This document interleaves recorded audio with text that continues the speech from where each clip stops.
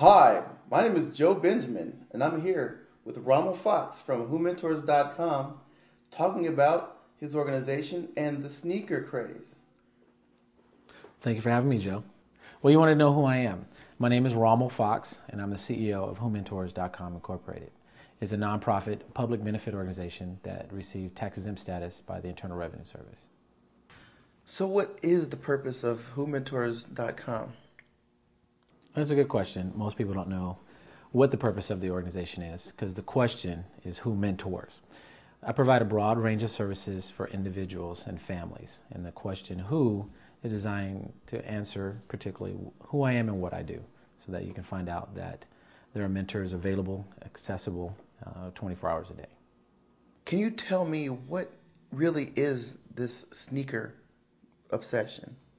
Well, sneaker obsession is hard to define, but because it's an impulse that you see a sneaker or someone mentions that a new shoe is coming out, and it's an impulse that you can't control, and the idea that you have to have it.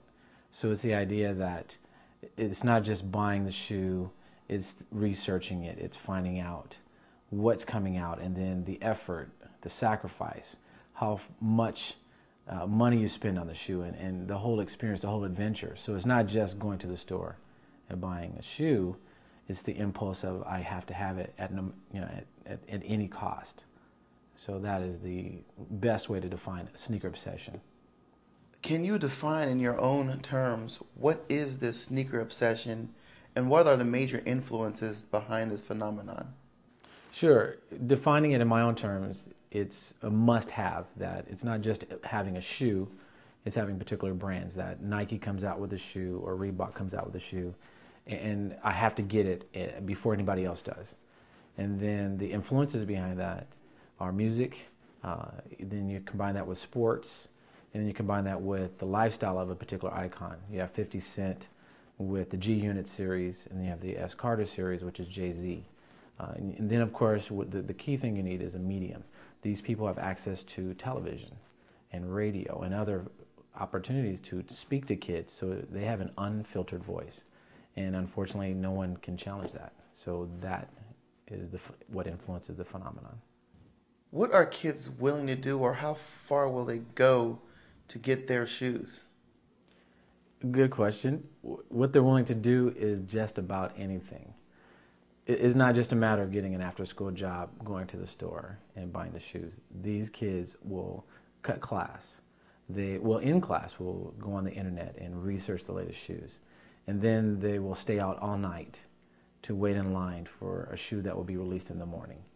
And then, of course, there's the extreme end for kids who have no remorse. They're willing to attack someone, they're willing to hurt someone, and in some cases actually kill for the shoes. So we're just talking about shoes here. Why should we even be concerned with this issue? Well, not just talking about shoes as if it's something you just stick in your closet. To these kids, this is more than just an accessory. It's a definition of their identity. This is their identity. This is what they relate to. No shoes, no identity.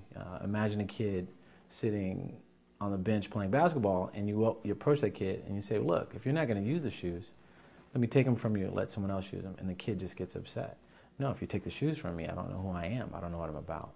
So it's not just about shoes. This is the respect, it's identity. And it's important to understand what's going on because there are kids out there willing to do anything for it. And if we aren't conscious of what these kids are willing to do, you walk down the street wearing a pair of shoes that are highly prized and then, of course, find yourself a victim. So how is whomentors.com addressing this sneaker issue? Well, our strategy is very clear. I raise money to buy and distribute skihlz.com branded athletic footwear for kids that are abandoned, homeless, orphaned, or come from low-income families. The issue is the price point. Nike introduces a shoe at $150. The kids value that and think it's important. But then if you introduce a shoe at $15, which is what someone's doing, Stephon Marbury, well, then the kids think the shoe's cheap. So my strategy is to raise money, buy the shoes, and give them away for free. So the only way you can get my shoes, the status, is you have to be a mentor or a kid with a dream. Can't buy them.